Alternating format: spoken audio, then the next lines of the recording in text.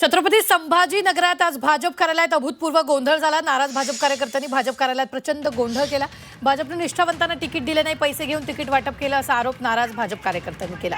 यावेळी महिलांचा आक्रोश सुरू होता। सावेंच्या केबिनमध्ये घुसण्याचा प्रयत्न त्यांनी केला, तर जवळपास तासभर भाजप कार्यालयात हा गोंधळ सुरू होता। अखेर पोलीस आले आणि त्यांनी परिस्थिती नियंत्रणात आणली। या सगळ्यात अतुल सावे आणि भागवत कराड यांनी मात्र हळूच कार्यालयातून काढता पाय घेतला। नाराजी महिला रडताय खूप दिसलंय कार्यालयात।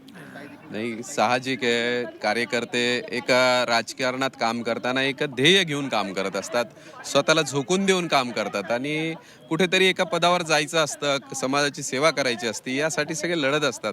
मागची 10 वर्ष त्यांना याच्यामध्ये संधी मिळालेली नव्हती, पण आज आलेल्या संधीमध्ये निर्णय करताना एकाचाच निर्णय करता येतो आणि इच्छुक असणं काही वावगं नव्हतं।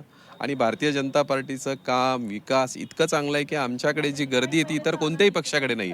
आपण पाहताय की खरोखर म्हणजे माझे हे सगळे सहकारी आहे, मी या सगळ्यांचा जिल्हाध्यक्ष म्हणून पालक आहे, परंतु आज इतर कोणत्या पक्षाकडे गर्दी नसेल एवढी काम करणाऱ्यांची गर्दी भारतीय जनता पार्टीत आहे। आणि त्याच्यामुळे सगळ्याच आमच्या समितीला एक उमेदवार निवडणं हे मोठं आव्हानाचं काम होतं, पण त्यात आम्ही प्रयत्न केलेला आहे एक निवडीचा। पण इतर कार्यकर्त्यांनी नाराज होण्याची गरज नाही। पण तुम्ही अध्यक्ष आहात शहराचे आणि आपण सकाळपासून बघतोय खूप जास्त उद्रेक इथे आपल्याला पाहायला मिळाला शहरामध्ये, आणि भाजपचं कुणीच नव्हतं या उद्रेकाला उत्तर द्यायला।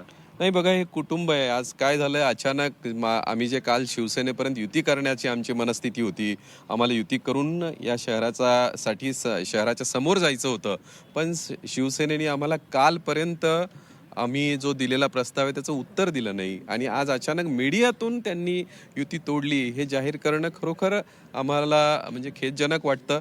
पण त्यावेळेला आमची जी झालेली फजिती, आम्हाला नावं ठरवता आली नाहीत आणि आम्हाला ऐन वेळेवर सगळी तयारी करावी लागलेली आहे।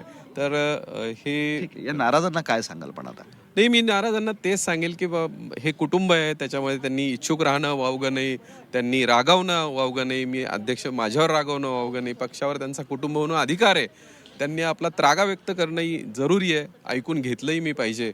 परंतु ही काही शेवटची संधी नसते, म्हणजे जीवनात आपण म्हणत असतो यापेक्षा काहीतरी चांगलं होणार आहे, अजून काहीतरी चांगलं होणार आहे म्हणून आजची संधी गेली आहे असं आपण जर म्हणालो तर खरोखर सत्ता आली तर आपल्याला अजून विविध जबाबदाऱ्यांची संधी असते, सगळ्यांनी कामात राहावं। हे भाजपचे शहराध्यक्ष आणि संस्थात ही अखेरची निवडणूक नाही आहे। लोकांनी त्रागा केलाय, महिलांनी त्रागा केला मान्य आहे, पण ही अखेरची संधी नाही असं त्यांचं म्हणणं आहे। पण इथं